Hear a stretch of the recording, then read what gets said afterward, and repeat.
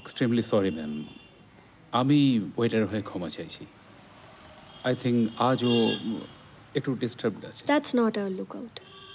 তাড়াতাড়ি কফিটা সার্ভ করতে বলুন, না হলে কিন্তু আমাদের এখানে আজই লাস্ট দিন। শিওর শিওর ম্যাম, ওই তো এসে গেছে।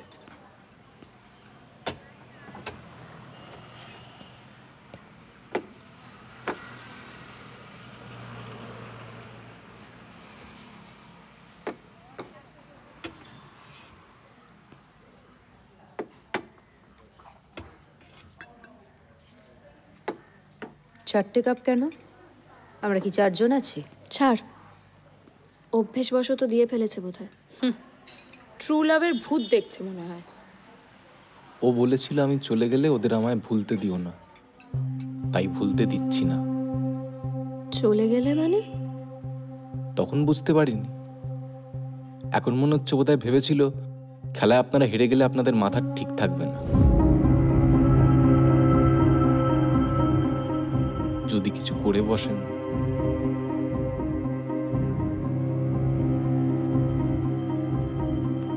এই শোনো, কোন খেলার কথা বলছো তুমি? কোন খেলার কথা বলেছে তোমাকে চন্দ্রিমা?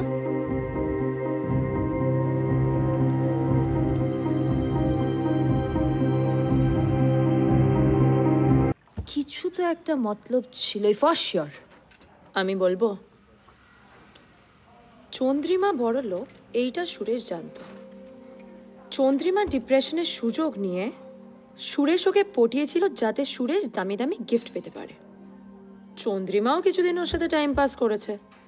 তারপর তীর্থদা যখন অ্যাফেয়ার থেকে বেরিয়ে চন্দ্রিমার কাছে ক্ষমা চাইলো, তখন চন্দ্রিমা সুরেশকে ছেড়ে দিল। সুরেশ সেই রাগে ওকে ছাদ থেকে ধাক্কা মেরে দেয়। এটা হতে পারে না? এই তার মানে আজকের কান্নাকাটিটা স্রেফ লোক দেখানো বলছিস? অফকোর্স, নইলে চন্দ্রিমার মতো মেয়ের জন্য কে এত কান্নাকাটি করে? Is she worth it? ওই সুন্দর দেখতে ছেলেটা তোকে না বেছে চন্দ্রিমার প্রেমে পড়লো, এতে তোর হিংসে হচ্ছে না রে? তোর হচ্ছে না? তোর ধারণা আমাদের মধ্যে সব থেকে বেশি অ্যাট্রাকটিভ তুই, তোকে ছেড়ে চন্দ্রিমার। থামবি তোরা? কে বেশি অ্যাট্রাকটিভ সেটা নিয়ে ঝগড়া করার সময় এটা নয়। ঠান্ডা মাথায় শোন আমার কথা। আগে আমাদের ডিসাইড করতে হবে যে আমরা সুরেশের কথা পুলিশকে জানাবো কিনা। অফকোর্স জানাবো। শুধু শুধু আমরা পুলিশের জেরার মুখে পড়বো কেন? যার সাথে চন্দ্রিমার এত মাখামাখি, যে নাকি আমাদের ট্রু লাভ শেখাচ্ছে, সেও একটু পুলিশের জেরার মুখে পড়ুক। মেবি দিদি ইজ রাইট। কে বলতে পারে ছেলেটার মনে কি আছে? মেবি ওই হয়তো চন্দ্রিমা।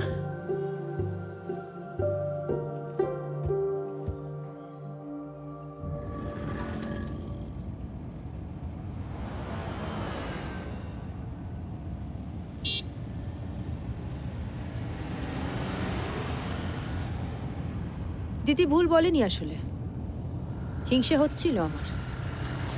আমরা সবাই ওই রেস্টুরেন্টে গিয়ে সুরেশের সাথে কম বেশি ফ্লার্ট করেছি। Excuse me madam. Thank you. Let's ask him কার পাউডার বেটার।